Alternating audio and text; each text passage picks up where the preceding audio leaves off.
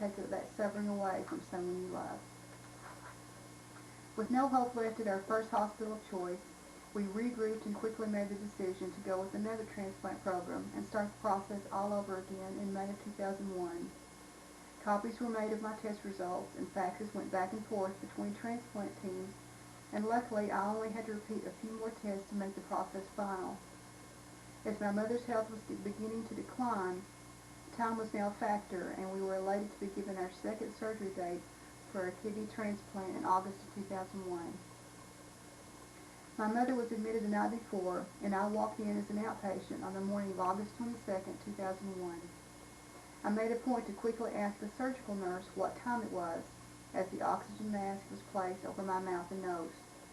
She told me it was exactly 8 o'clock as I closed my eyes and felt the anesthesia take me under. I woke with eyes wide open in the recovery room and strained to look for a clock to note the time. It was 12 o'clock noon. I found myself alone there, and my first thought was how my mother was. The fact that no one was there when I woke up was my first clue that something was not right, and I immediately felt a heavy feeling in my chest that confirmed my suspicion.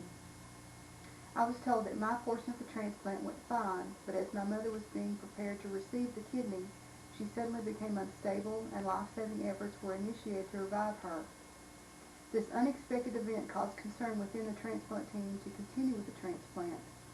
My mother was stabilized at this point, and the transplant surgeon made the choice to go out of the operating room into the surgical waiting room where my family was gathered.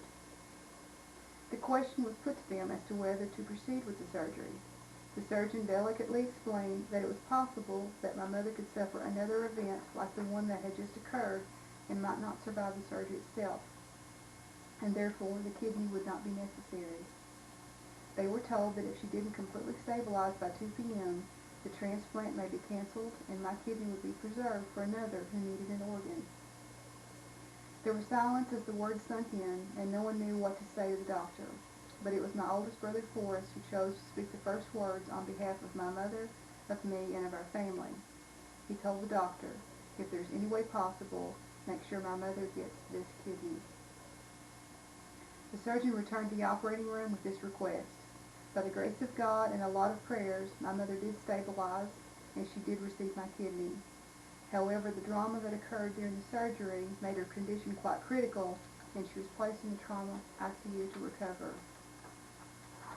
While all of this transpired, I was alone in the recovery room, going out of my mind, with questions that no nurse could answer.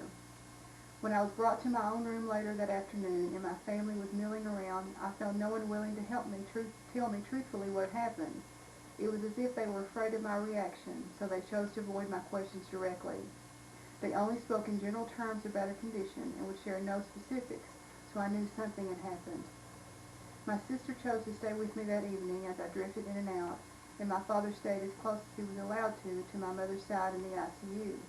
He wanted to check on me, but with the fragile condition of my mother, it was recommended that he remain close by. There was a concern that she may not live through the night. The next morning I had orders to be discharged from the hospital, but obviously I didn't want to leave my mother. My doctor insisted I go home, and I agreed to go with one condition. I had to see my mother before I left. I insisted on walking under my own power into a room in the ICU, but I was not prepared for the scene in front of me. I hit my knees as I gazed at the person in the bed before me, with IV tubing and monitors coming from every conceivable direction possible. My mother was grotesquely swollen beyond human standards and honestly did not resemble a person at all. I immediately blamed myself and cried out in anguish that I had caused this. This was my fault. I felt I had pushed my mother beyond her capable limits by insisting on this kidney transplant, and I was to blame for her condition. Despite my family's insistence otherwise, I would not relinquish my self-inflicted burden of fault and chose to carry the weight of her present condition squarely on my head. Days passed, and thankfully God heard our prayers as Mom's condition slowly improved. She was eventually moved to a private room, and we began the slow road back. We were introduced to the lengthy list of anti-rejection medications that she would be taking the rest of her life, and we began to feel some relief as we realized that these medications were now a life-sustaining replacement for all of these seemingly unending dialysis treatments that she had endured in the past 2 years. As Mom improved, I began to feel better about our transplant choice, despite the initial outcome. Yes, it had been a bumpy ride, but we were on the other side now. It could only get better from here. Days became months, and Mom seemed to be returning ever so slowly back to her old self. She was weak, but she was beginning to enjoy life again. She loved to eat, and she enjoyed eating some of her favorite foods again, especially those that had been considered forbidden before the transplant. Her first request when she felt like eating was a fried bologna sandwich. That was all that she wanted, and yes, she definitely got one.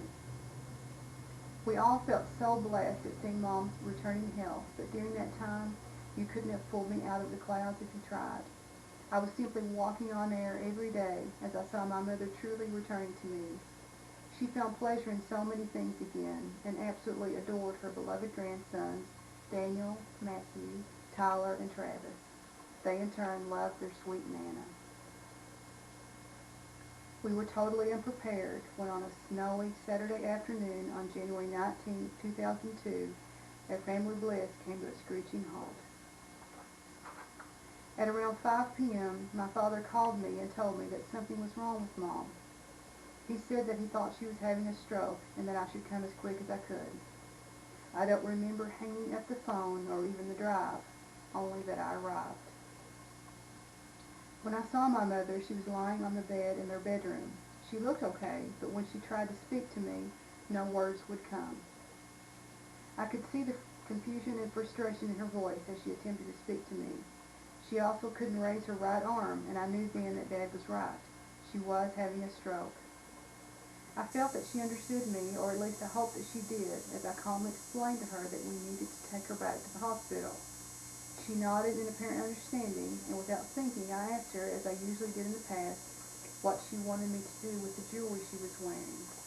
I knew that she wouldn't want to take it with her. She must have understood what I had just said, because she slowly raised her left arm and pointed at a drawer in her dresser. This was the location of where she kept all her jewelry. Suddenly she started to cry. Those feelings of helplessness returned as I watched my mother's tears roll down her face. Yes, she knew what was happening, and possibly she also knew what was coming. After the ambulance arrived, Mom was taken to a local emergency room to stabilize further. In the early hours of the morning, we eventually arrived at the trauma center that had originally performed our kidney transplant. Mom was admitted to the cardiac care unit, where it was determined that she had suffered a severe CVA or stroke.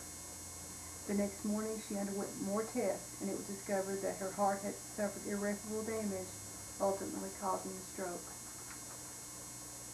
As we visited Mom in shifts, we tried to engage her in different ways to encourage her to speak. We brought her a dry erase board and pen so that she could try to communicate with us, but she became frustrated and refused to use it. At one point, we placed pictures of her beloved grandsons close to her, but she only cried more and gestured with her left hand to take them away. My mother absolutely loved to talk to people. To see her unable to speak was almost more than we could take, yet I cannot imagine what it was doing to her. My mother never spoke another word. Oh, how I wish I could remember her last words to me.